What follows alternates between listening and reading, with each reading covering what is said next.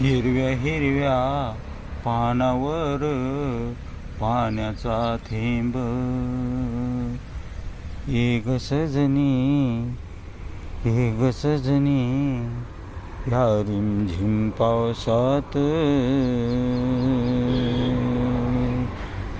हिरव्या हिरव्या पानावर पाण्याचा थेंब, हे ग सजनी या रिमझिम पावसात,